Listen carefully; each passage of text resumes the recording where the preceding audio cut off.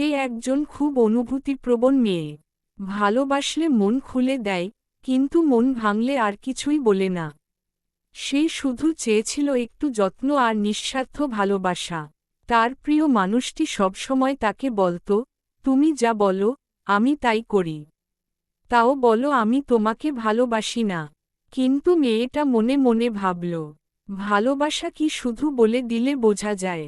আমার যদি বলেই দিতে হয়, তাহলে তুমি কবে নিজে থেকে বুঝবে আমার কষ্টগুলো? একদিন খুব মন খারাপ নিয়ে সে বলল, তোমাকে আমি আর বলবো না যে এটা আমার খারাপ লাগে, এটা করো না।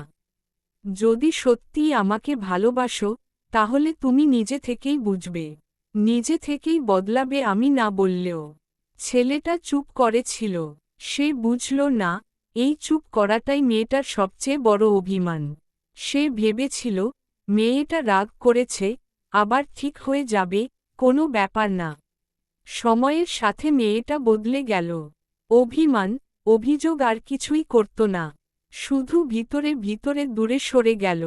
ছেলেটা একদিন বুঝল, ভালোবাসা শুধু বলা নয়, বোঝারও নাম। যে না বলে কাঁদে, তাকে বুঝতে না পারলে ভালোবাসা শুধুই শব্দে আটকে থাকে।